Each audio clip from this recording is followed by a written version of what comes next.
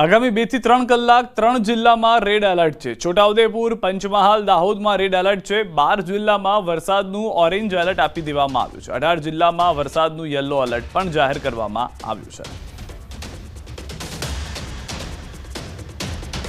તો હવામાન વિભાગની મોટી આગાહી। વરસાદની 3 સિસ્ટમ રાજ્ય પર સક્રિય છે। 28 થી 3 ઓગસ્ટ સુધી વરસાદની ભારે આગાહી છે। દાહોદમાં અપાયું છે વરસાદનું રેડ એલર્ટ। મહીસાગર, ડાંગ, નવસારી, દાદરનગર હવેલીમાં પણ મોટી આગાહી છે। ભારે વરસાદની આપવામાં આવી છે આગાહી। સુરેન્દ્રનગર, બોટાદ, ભાવનગરમાં યલો એલર્ટ છે। માછીમારોને 3 દિવસ દરિયો ન ખેડવા સૂચના છે। 5 દિવસ સુધી થંડર સ્ટ્રોમ વોર્નિંગ આપવામાં આવી છે। સમાચાર લોકમેળાને લઈને સૌથી મોટા સમાચાર। યાંત્રિક રાઇડ્સનું કોકડું ઉકેલાયું। યાંત્રિક રાઇડ્સ સાથે યોજાશે લોકમેળો। યાંત્રિક રાઇડ્સની ટિકિટના દરમાં 5 રૂપિયાનો વધારો।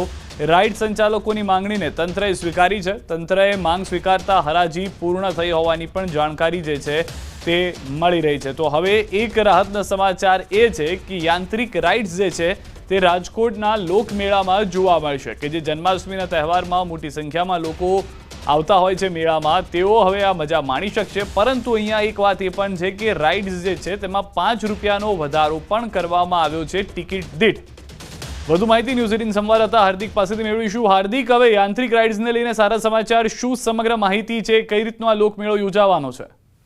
જી સિદ્ધાર્થ, લોકો જેની રાહ જોઈ રહ્યા હતા કે આ વખતે લોકમેળામાં રાઈડ હશે કે નહીં તે પ્રશ્ન સોલ્વ થઈ ગયો છે। રાઈડ જે છે આ વખતે જોવા મળશે। લોકો છે તે ફજર ફરકાની પણ મજા માણી શકશે, પરંતુ લોકોએ હવે જે છે 5 રૂપિયા વધુ ચૂકવવા પડશે। એટલે અત્યાર સુધી જે લોકમેળામાં 45 રૂપિયા રાઈડના હતા, હવે લોકોએ તેના 50 રૂપિયા ચૂકવવા પડશે। છેલ્લા થોડા સમયથી વિવાદ ચાલી રહ્યો હતો રાઈડ સંચાલકો અને તંત્ર વચ્ચે, તેમનો અસુખદ અંત અને જે છે આજે 34 પ્લોટની હરાજી યોજાઈ હતી। પ્રાંત અધિકારીની અધ્યક્ષતામાં જે છે હરાજી પૂર્ણ થઈ છે અને રાઈડ સંચાલકોએ પણ જે ખુશી વ્યક્ત કરી છે। તેઓએ કહ્યું છે કે આ વખતે નિર્વિઘ્ને જે છે એ લોકમેળામાં જે છે રાઈડ યોજાશે। અહીંયા બીજો સૌથી મોટો સવાલ એ છે કે જે જીએસટી બિલને લઈને જે પ્રશ્ન ઉઠ્યો હતો કે જીએસટી બિલ જે રજૂ કરવા તેને લઈને જે આરએનબી વિભાગે છે તે લેખિતમાં પરિપત્ર માંગ્યો હતો। જો કે જે રાઈડ સંચાલકો છે તેમનું એવું પણ કહેવું છે કે અમે તે દેવા પણ તૈયાર છીએ અને એટલે કે જે છે સમગ્ર વિવાદનો એક સુખદ અંત આવ્યો છે અને આગામી લોકમેળા રાઈડ છે તે લોકો માણી શકશે। લોકો છે તે ફજર ફરકાની પણ મજા માણી શકશે।